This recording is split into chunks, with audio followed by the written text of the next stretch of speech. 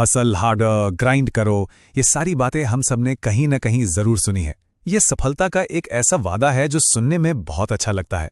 पर कभी सोचा है कि क्या हो अगर सफलता की ये कभी न खत्म होने वाली दौड़ हमारी जिंदगी को अंदर ही अंदर खोखला कर रही हो?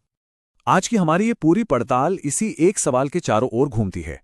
ये सिर्फ कड़ी मेहनत के बारे में नहीं है, बल्कि उस छुपी हुई कीमत के बारे में है जो हम सब हमेशा ऑन रहने वाली इस जिंदगी के लिए चुका रहे हैं।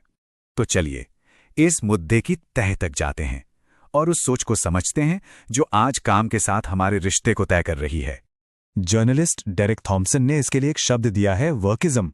मतलब ये एक तरह का नया धर्म ही बन गया है, जहां हमारा काम ही हमारी पहचान है, हमारी जिंदगी का मकसद है।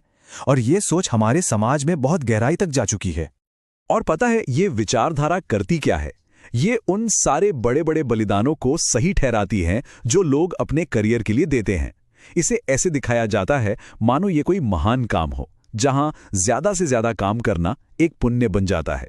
तो फिर इस नए धर्म का सबसे आम नतीजा क्या है? बर्नआउट। आइए जरा समझते हैं कि ये असल में है क्या और इसकी असली कीमत क्या चुकानी पड़ती है। देखिए, एक बात समझनी बहुत जरूरी है। बर्नआउट का मतलब सिर्फ थका हुआ महसूस करना नहीं है जिसे एक वीकेंड के आराम से ठीक कर लिया जाए।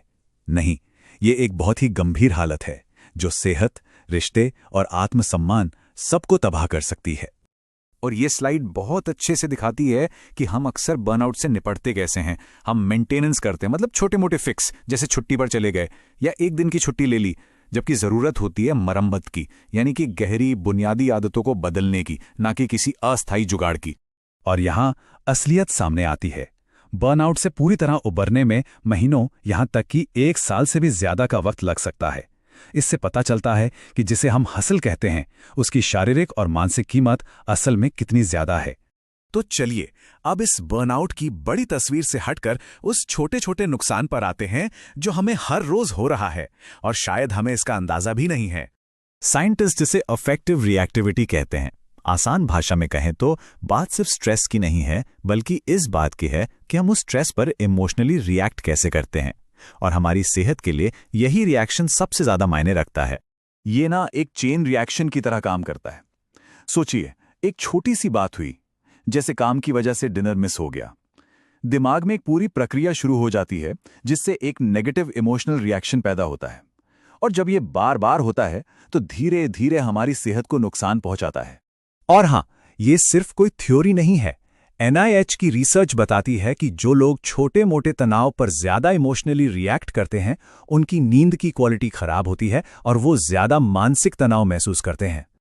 अभी तक तो हमने सिर्फ दिमागी और जज्बाती कीमत की बात की है, लेकिन अब हम इस विश्लेषण के उस हिस्से पर आ गए हैं जहां दांव पर सिर्फ मानसिक शांति नहीं, बल्कि जिंदगी और मौत लगी है। इससे पहले कि हम असल डेटा देखें, एक पल के लिए रुकते हैं। हम उस छुपी हुई कीमत की बात कर रहे हैं जो हमारा शरीर चुका रहा है।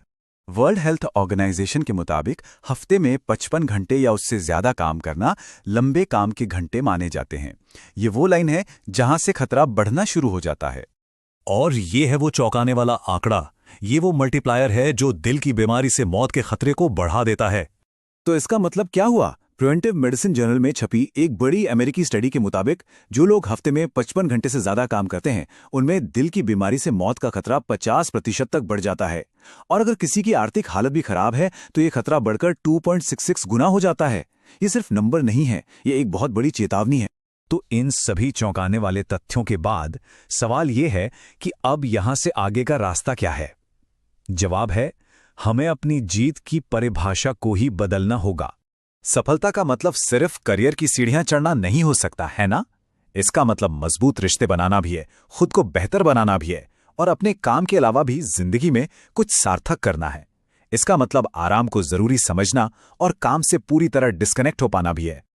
और आखिर में बस ये एक सवाल जो हम सबको सोचना चाहिए, जब सब कुछ खत्म हो जाएगा तो पीछे क्या रह जाएगा?